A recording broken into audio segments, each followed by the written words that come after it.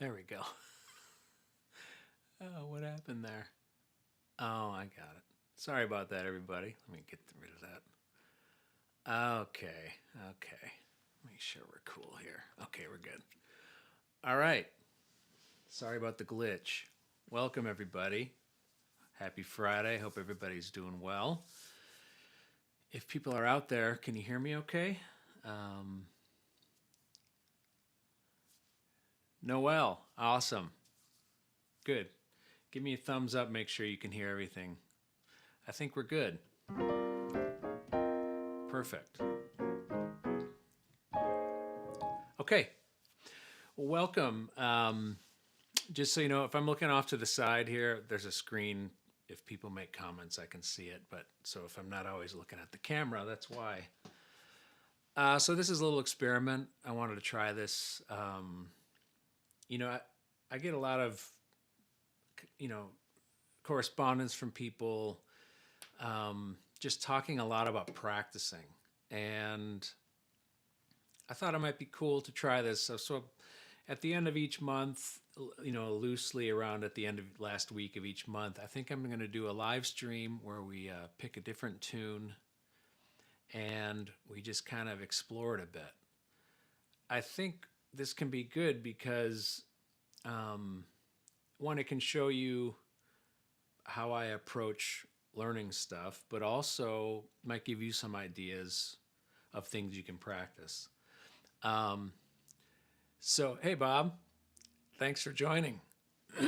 um, so, I don't really have anything scripted that's kind of intentional. I just kind of want to see where it unfolds. But we do a tune a month. That's 12 tunes a year. That's pretty cool. Build up a nice library of things. So today I wanted to just pick the tune Beautiful Love. I'll probably pick standards. I think actually I might start picking tunes that I'm trying to get more comfortable with. But I thought I'd start with something that is pretty common, and I've played this tune countless times. Um, so we'll just kind of see where it goes. So if you want to take some notes, if you want to, you always have this video as a record. And if you got any questions, leave them for me because I can see your comments. So please write any questions you have, or if you have any ideas of things I did not cover. I'm not going to get to every possibility of what you can do with these tunes. There's always other things that won't get covered. Leave them in the comments and we can have a nice little container of ideas between us. So, all right, so Beautiful Love. This is a very common jazz standard. It was made, I'd say it was made pretty famous by Bill Evans. He recorded it first on an album called Explorations. Um, hey, Marla, Occupied Territory. Yes, hello. My former hometown, Washington, D.C. Welcome. Um, so, Beautiful Love, it's just a very, very often played standard. Bill Evans recorded it, Hank Jones recorded it, Benny Golson. I mean, a lot of people. Barry Harris has played it a lot, Kenny Barron, just to name a few. I think the original, I don't know if the original is in D minor, but a lot of people play it in D minor. Benny Golson played it in F minor. I think Hank Jones did as well, but we'll be dealing with it in D minor. Um, and we'll get into some nuts and bolts of the form here in a second.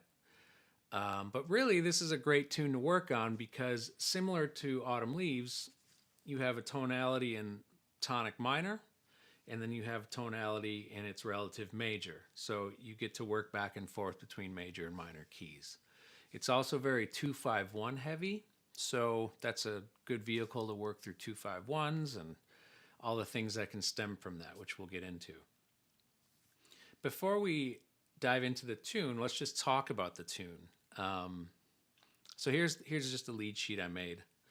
I tried to keep it pretty simple, just because I want to add to it as we go. So let me grab my little trusty iPad here. I got all this technology set up. It's pretty cool, but it's always a little nerve-wracking the first time I do it because I don't want to make sure it works. So this tune, it's a 32 bar tune.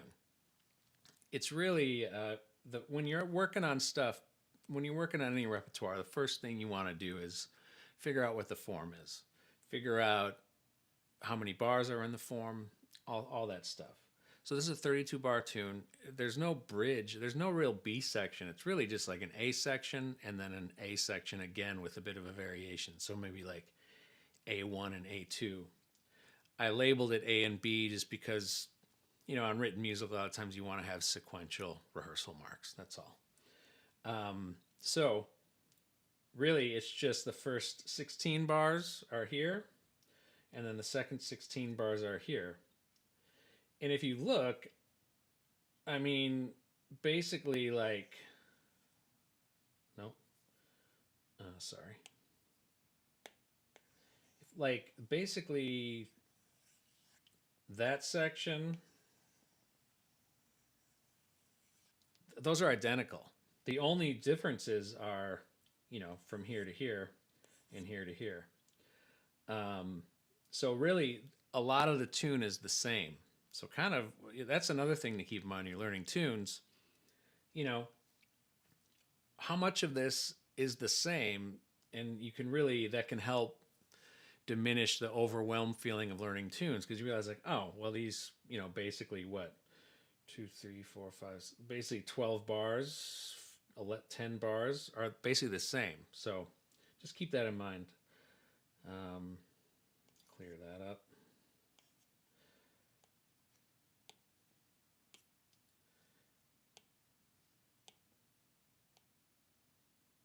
There we go.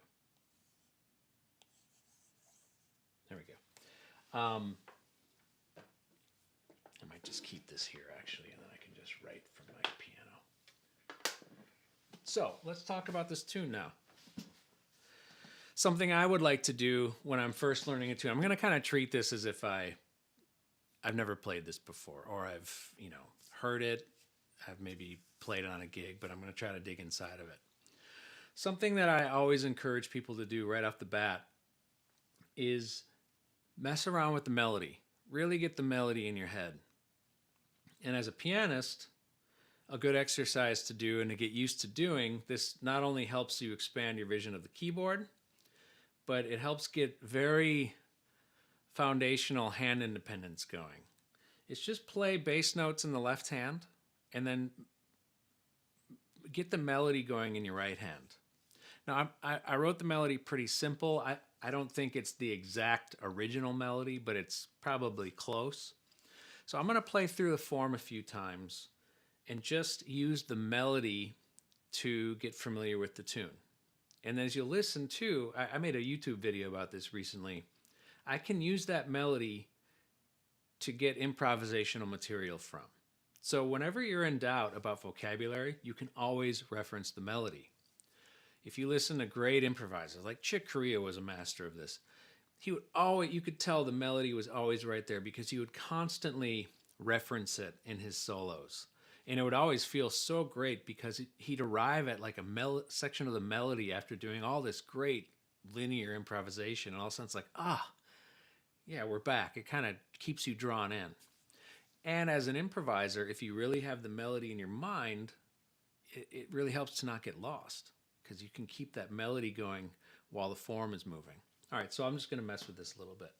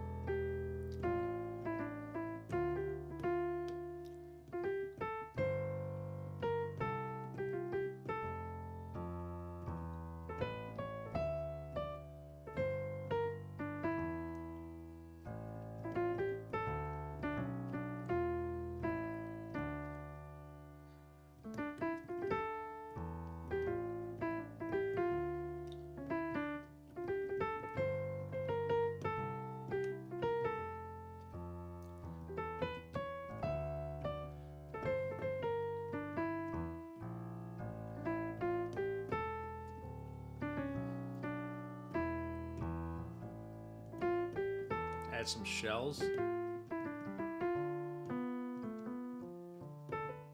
Uh,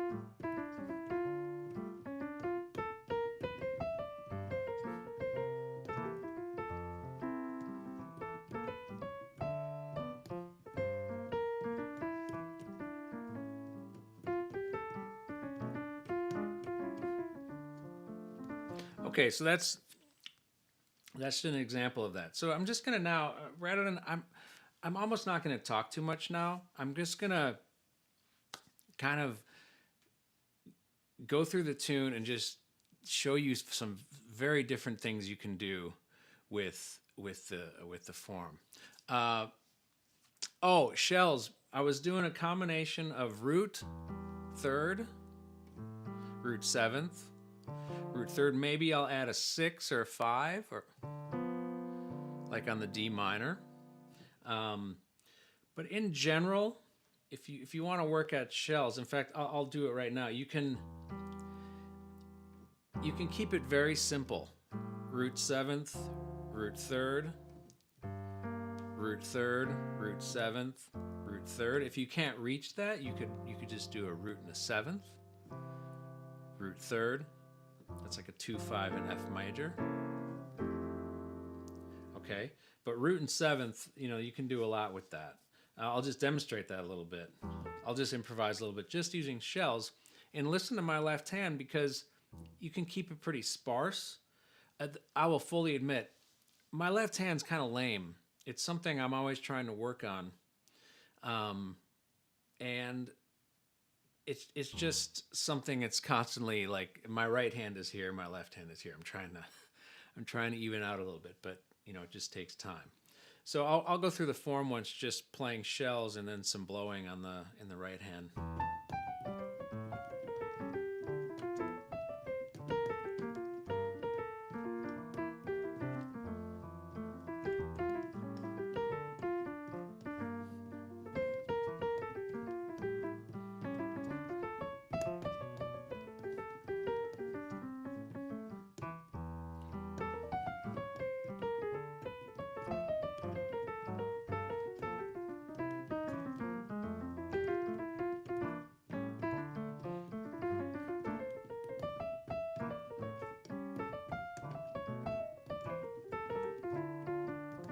Then you can also, if you get comfortable with rootless voicings, I'm gonna get way deeper into voicings the next several weeks.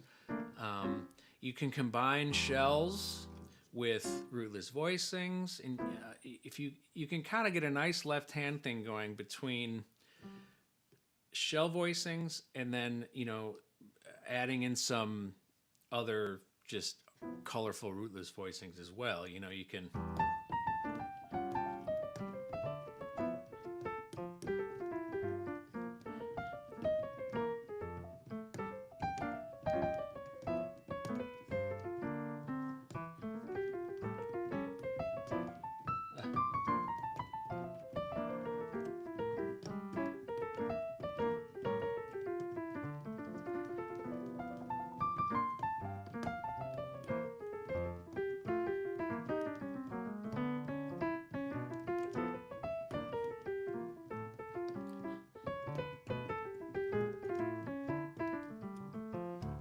So you can see I'm not doing a lot here. In the right hand, it's almost like the right hand is dictating the time and the left hand is filling around it. You can certainly do it the other way around, where the left hand's kind of the bedrock supporting the right, but you can get this nice thing going. I mean, Bill Evans did that all the time. It felt like the right hand was guiding the time, and the left hand was filling around it. It can go both ways. Yeah, Marla, I can only reach certain tenths too. Like I can't reach like a flat key, a black key to a white key. I can't reach a major tenth. I can do a minor. You know, some people can do this like root seventh third. I can do that on some, but I have to kind of I have to hit it and then reach. You know, these are the times where I wish I had like slightly bigger hands. But you make do. You know, a lot of piano players can't do that. They can't make that reach, so they just break it up.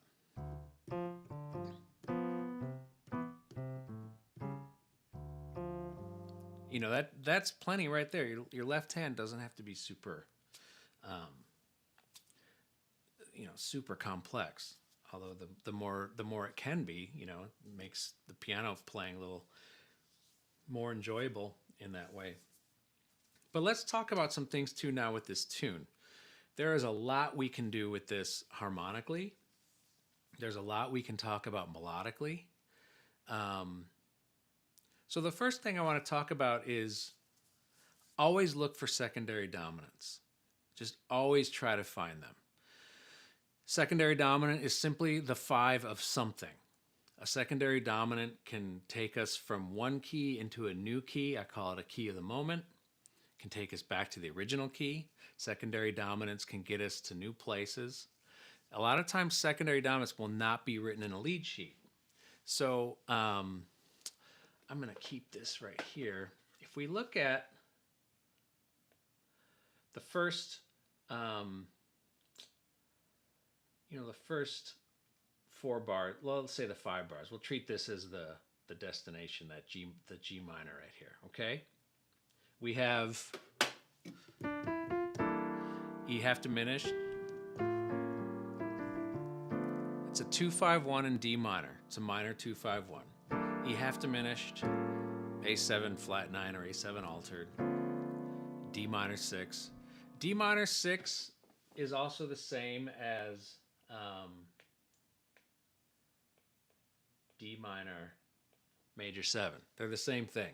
They come from the same melodic minor, some people call it the jazz melodic minor scale. That's our tonic minor scale choice.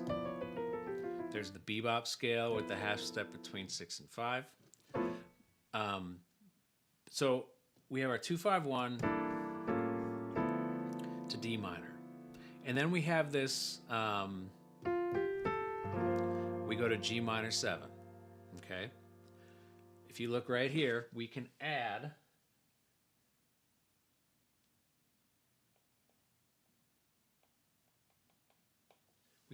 we can add a secondary dominant. We've already now created some movement. E half diminished.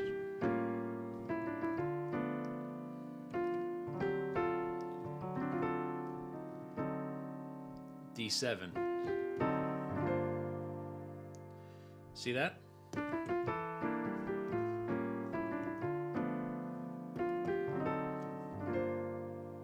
We resolved to G. G minor. D is the 5 of G. So always, when you get to these like other 2-5-1s, think, is there a 5 that I can add? Well, now that we've added D7, we can proceed it with a 2 chord.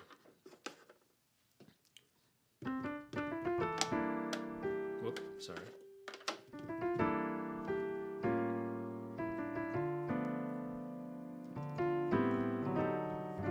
See that? E half diminished, 5 D minor. Now a 2-5 going to G. So right there, we've just already added some interest. I'm going to kind of keep going here. We got the G minor 7, the second line, C7, 2-5 back to D minor. Right here, we could add a D7. See that?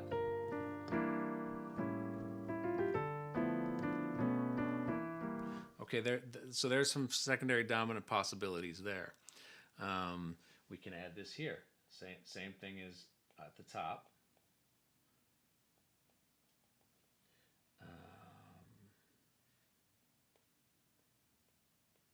I'm just calling them altered for now, just because they when you go into a minor chord, they're altered. So now if we're adding that on the blowing, we've created even more interest at the top here.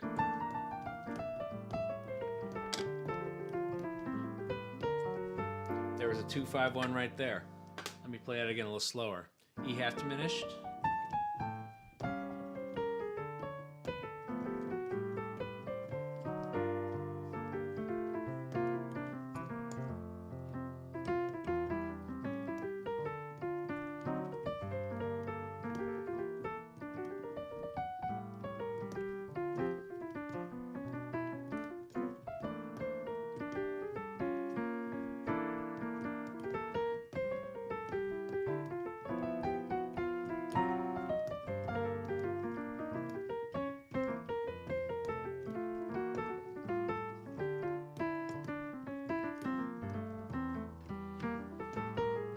Yeah.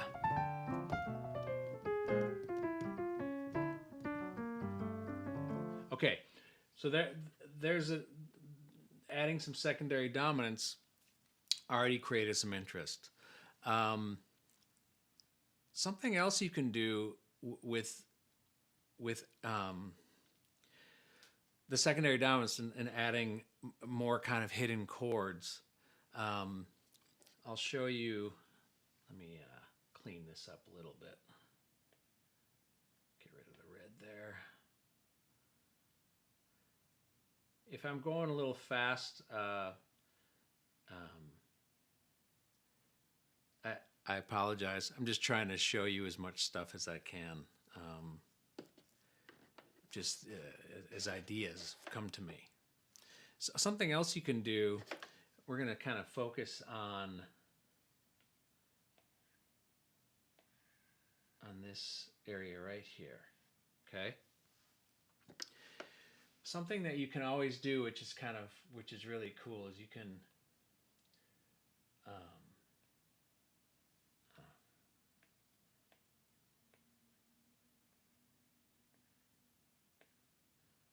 okay.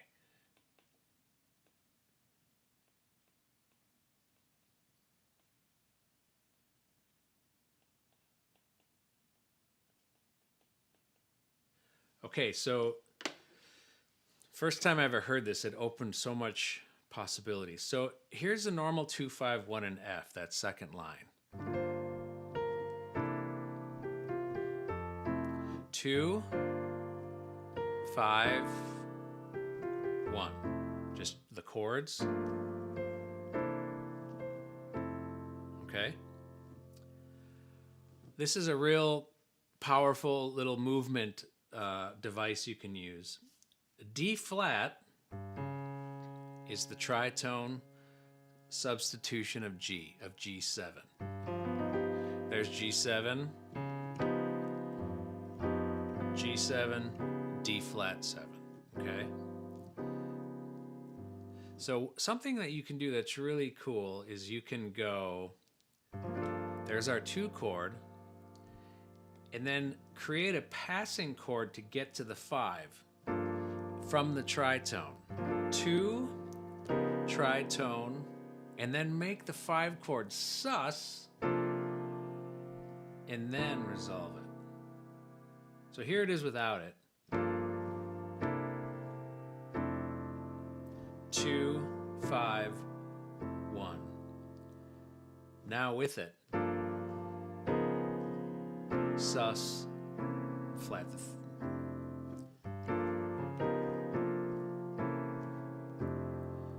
So without that movement, it would be with the melody, just regular 2-5-1. But now we add this movement.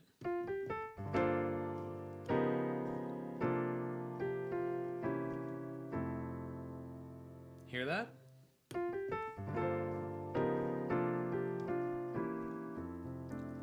I just create a movement adding that little secondary dominant kind of tritone sub, because this is really the tritone substitution of G7. I mean, I could go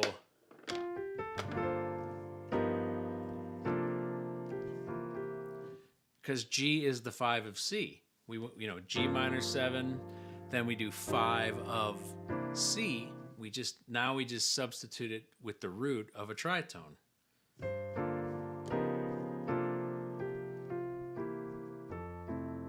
Okay.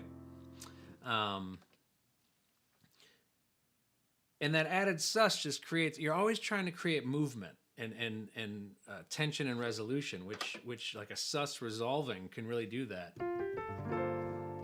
Sus. We can also do this in other places. I mean, let's take the beginning right here. We can add in, so, okay, you've got E minor 7 going to A7 at the first measure here, okay? E minor 7 is also the 5 of A. So you can create a secondary dominant if I went, there's E7. Let me fix my mic. My mic keeps cutting out here. It's so weird. I'm playing and then it's like it goes in and out. I might have a bad cable. Okay, that's better.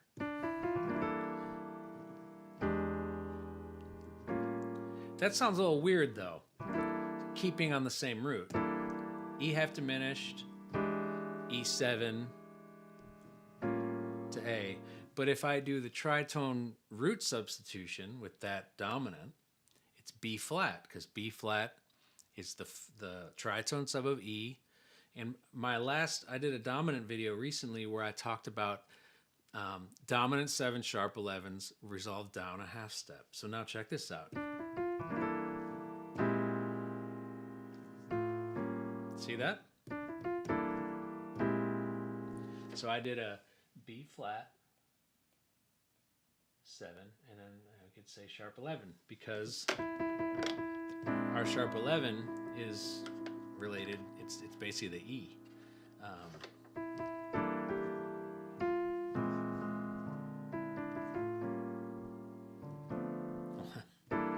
There we go.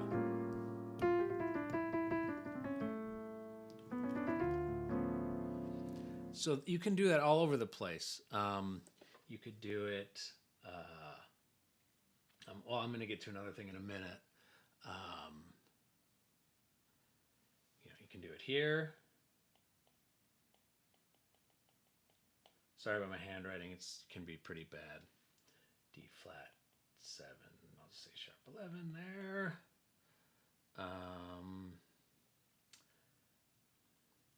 Yeah, I mean, there's a bunch of other places. So that movement can be really nice. If I'm doing it in terms of improvising,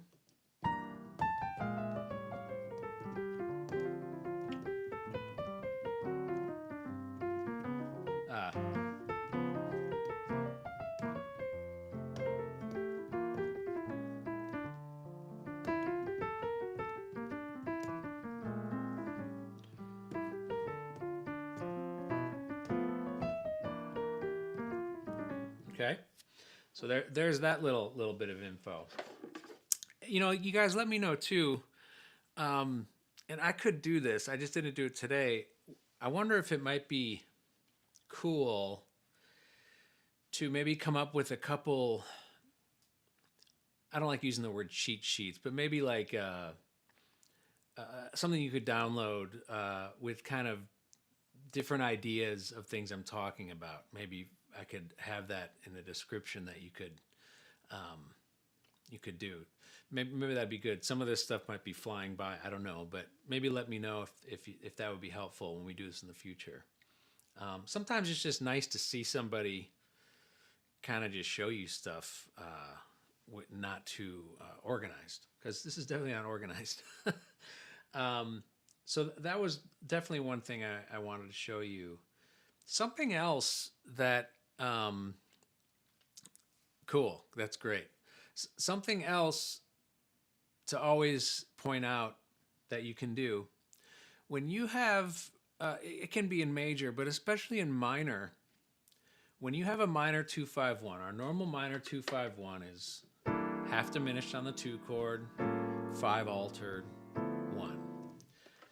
You can, sometimes the melody won't allow it, but especially if you're improvising, you can, let me clean this up a little bit.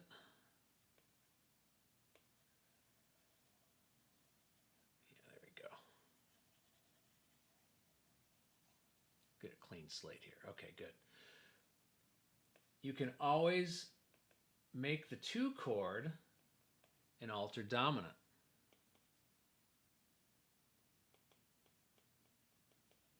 Sometimes, like I said, the melody doesn't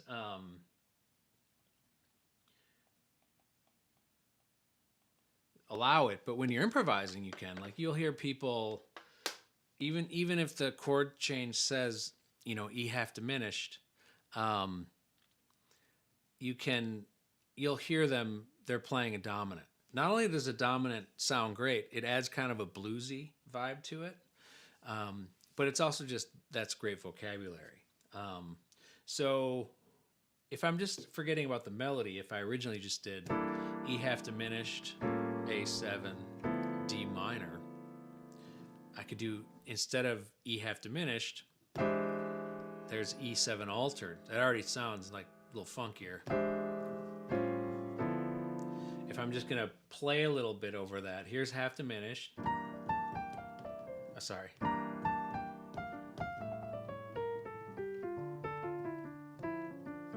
I'll do it again.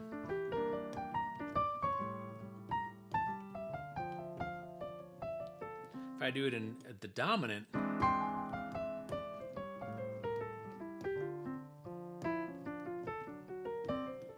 we got half diminished, altered dominant.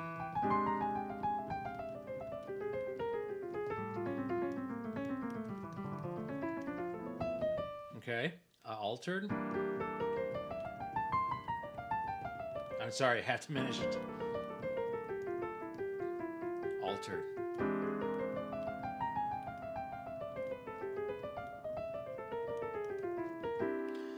So what I'm primarily playing this altered dominant mode, which is the 7th mode of melodic minor. So E7 altered is F melodic minor, starting on E.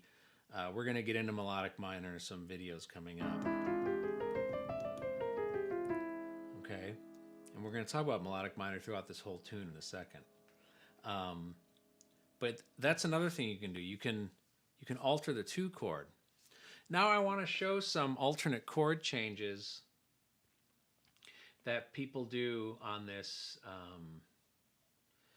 This is one of those tunes that gets played a lot of different ways. I have the lead sheet here because I normally wouldn't even look at it, but I'm just using it as a reference because I played this tune so much.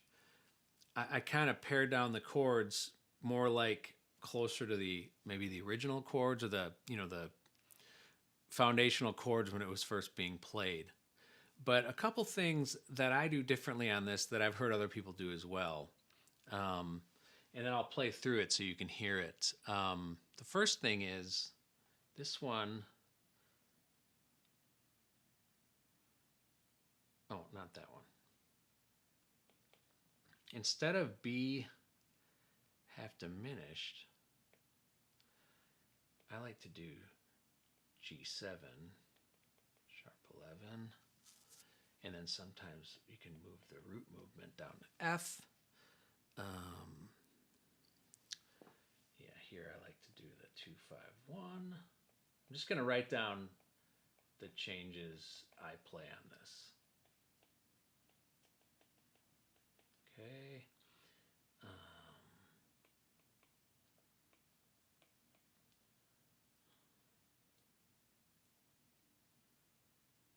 Yes. Oh, this here, we can add an A flat. 13 sharp 11.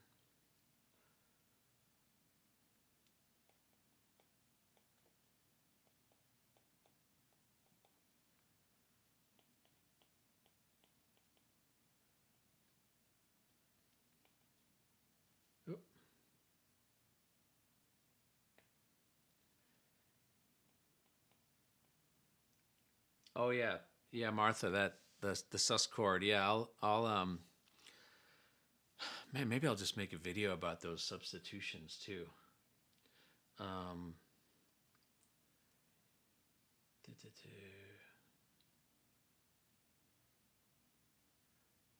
like right here, you can do B flat 7. That's kind of cool. Oh yeah, this is cool too. I'll talk about that in a second. So just as a starting point, oh, I'll do B flat there.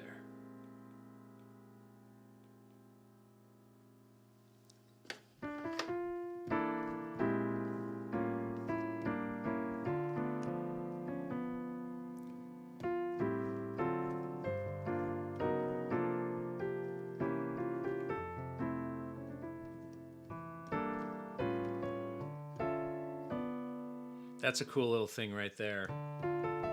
Here we have D minor. There's our root. Third, fifth, the ninth or the seventh. I'm doing that on the, but then you can add this. There's a major 7 down to the 6. And then you can do it again here.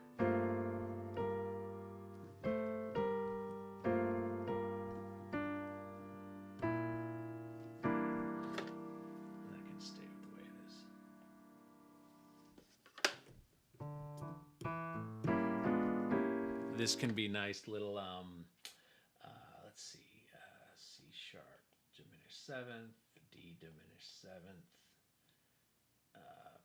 basically back to C sharp, but I'll just say E because it's the inversion. This is that Barry Harris kind of.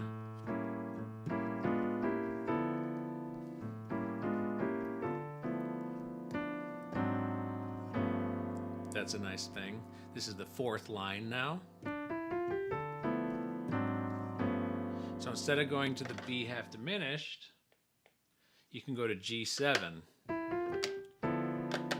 Get my unruly pencil here, sorry. So the 4th line, A flat. So it's nice, a nice little walk down. D minor, A flat, G13.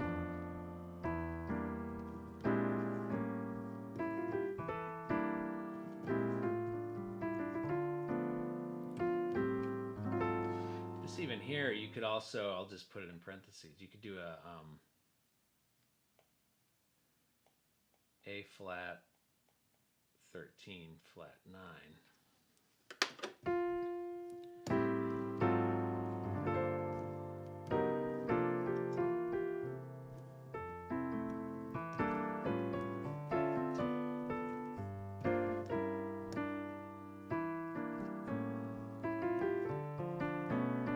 And on this one too, instead of the E half diminished, you could do B flat 7.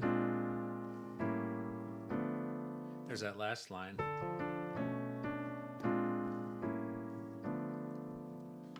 You could also, this is a very common progression. On that bottom line there, this is a 1, 6, 2, 5, all in minor. I'm not going to do lowercase. I know lowercase Roman numerals can mean minor. In jazz, though, a lot of times you can keep them all uppercase and then just write the chord symbol. But for now, so 1, 6, 2, 5 is very 1, 6, 2, 5. There's our D minor. It's really just D minor with a 6 in the bass, which is what the beboppers call the half diminished chord. D minor with a 6 in the bass, 2, 5. So. But what you can always do on the 6th chord, you can make it on the A7. Okay, let me get you that in a second there. Meta Nara. If I don't have it right, I'm sorry. But let me. I see your question. I'm going to ask you in a second here. I'm going to answer you in a second here. You can always make the 6th chord altered.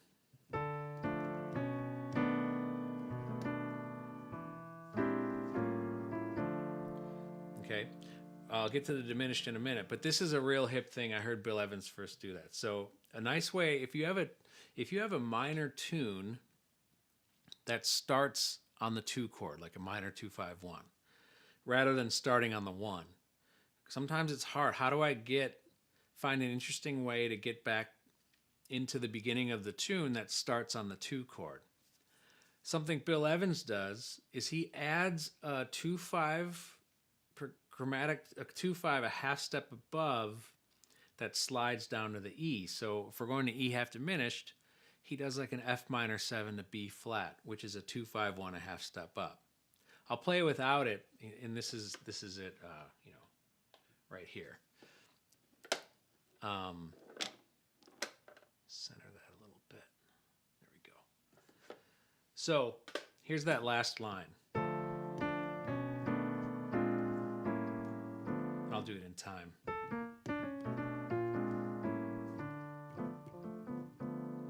But now we can add that chromatic 2-5.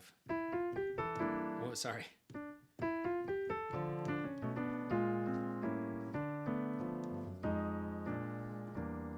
Hear that?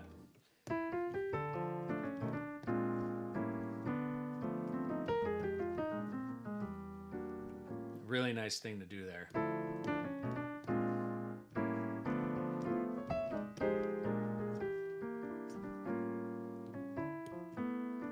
Okay, so the 3 diminished on the A7.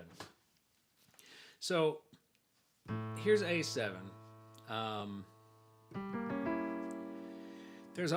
There's 3 diminished groupings, and the reason this one works. Let me make sure I got your.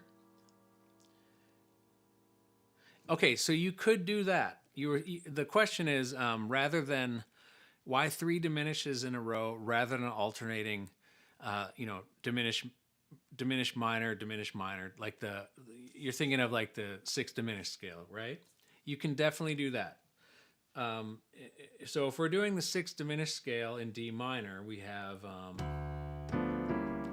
D minor 6, E diminished, D minor, E diminished. That could certainly work. I just did that. So there's our diminished group, our E diminished or C sharp diminished in D minor. There's our D minor. There's our 7 flat 9, and then we resolve. The only reason I did the diminished grouping is if you do a diminished, so there's A7 flat 9. Yeah, this is like a whole different video, but this is a great question. The reason this sounds nice too is, so you got your A7. I'll just call it for now E. Let's just call it G diminished because it's on the bottom. But these are all the same diminished. The diminished chord a half step away, it's a secondary dominant. E is the 5 of A. If we play this diminished up a half step, we get E7 flat 9. And then we go back. So if I did, 5 of A, 5 of A, 5 of A, there's an A. You see that? But if I just get rid of the bass note and use this as a pedal point, it just creates a little tension. That's all. But you certainly could do the alternating, which I think sounds beautiful too. I would do both. You could even go, you could start it on the 2 chord.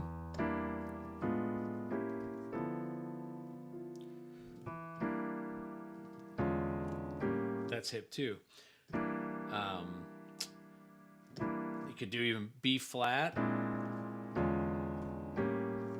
B flat 7, E13 flat 9, A7, altered, whatever. So many possibilities, but that's why that works.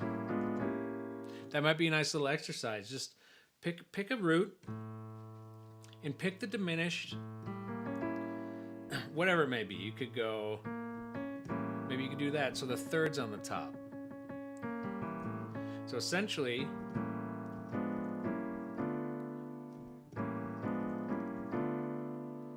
and then maybe do it starting here.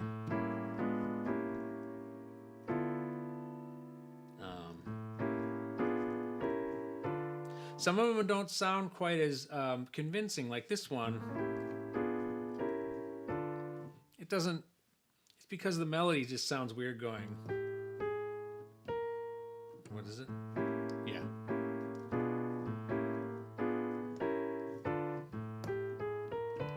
It doesn't really work with the melody, but this sounds nice.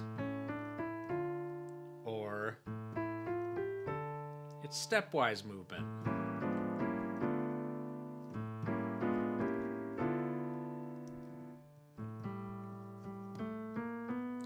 That, but you get the idea. So that's why my very long-winded over explanation of that. I don't want this to go too long. I just realized it's almost been an hour. Holy cow, you guys have stuck with me. So if this is something you'd like me to do, I feel like it's helpful just to get some ideas. I found I got to study with the great Kenny Barron when I was in graduate school, and our lessons were not formal. I didn't have a notebook that he filled out. It was him at a piano and me at a piano. Super intimidating because he's like one of my heroes. And it would literally be like, do you know The Song Is You? And I'd be like, well, kind of, but not great. And then we'd play it. And he'd teach it to me by ear. And it would be me watching him, and then asking him if I hear something that he did, what was that? And sometimes he'd be like, I don't remember. Other times he would remember. And as I've gotten older, I've found that those lessons have stuck with me way more than just having my notebook filled up with a whole bunch of theory, which is also important. But so that's kind of why I wanted to try to do this. Noel, oh, great. Thank you. I'm glad. So maybe I'll try to combine it a little bit. Maybe we'll do this on the fly kind of a vibe. But maybe like on, there I am, maybe part of the screen could also just be some general info that you could look at and then take with you. So that's maybe what we'll do. But I think that's all I got today. I hope it was helpful. I really appreciate you guys joining me today, and I appreciate the comments and the questions. Let me make sure I didn't miss any comments here. Okay. Great. Okay, is it Jerry, I think, or Gary? I think it's Jerry, right? Okay. I will for sure. We'll do. I think I've been thinking about. I have a list on my practice notebook. It's called Tunes I Suck At, and some of them are actually seemingly pretty simple. Like I've always kind of sucked at playing over St. Thomas, which is a real easy tune, but maybe because it's the simplicity is what I've had trouble with. So maybe I'll start selfishly going through that list because I'm sure any tune that I pick on here we could all learn from. So we'll do it again next month. I'll have next week. I'm going to do another live video. I'll advertise it. I'm going to show you how to practice the warm-ups and etudes packet that I have that you can get for free on my website. And I also have a course for sale. It just came out called 251 Voicing Mastery. If you feel so inclined, you can check it out in the link below. But more on that later. Thank you all so much. And thank you just for being here. I really appreciate it. We'll do more of this. Okay, have a good one.